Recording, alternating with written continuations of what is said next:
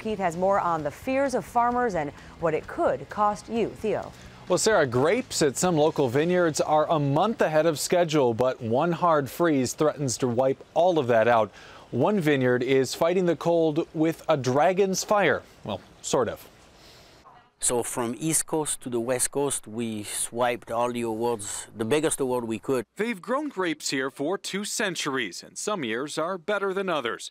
But lately at Willersheim Winery, it's been downright strange. Usually you enjoy watching the sunset. This morning I saw a moonset. Philippe Coquart's day started at 1:30 a.m., not tending to his vines, but saving them from the cold. The issue is not so much the spring frost. The issue is how far along those buds are because of the warmest March ever in history. He lost about 10% of his crop overnight, only saving the rest with huge fans that keep the cold air moving away from the vines and heating them up with this thing, the frost dragon. And there's a big flame going inside, and then it will disperse warm air. But not even a dragon will slay much more cold, so Coquart and others say they're considering starting small fires on their property during next week's forecasted freeze. It is pretty serious.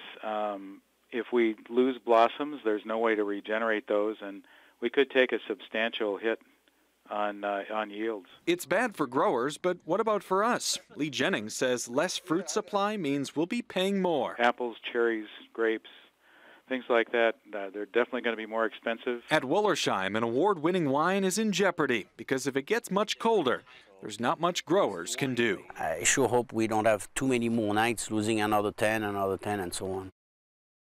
And those 10% losses can really add up if we do get more of those freezing nights and if they stack up. I asked Philippe at Willersheim what he was doing while the rest of us were enjoying those 80-degree temperatures last month. His answer, he was cussing.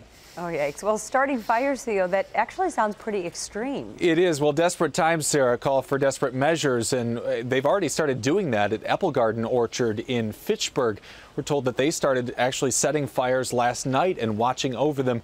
Everything seemed to come out okay, but we're not really out of the woods yet. There's more cold temperatures forecast for next week. All right, something we'll have to keep a very close eye on. Thanks, Theo. Yeah.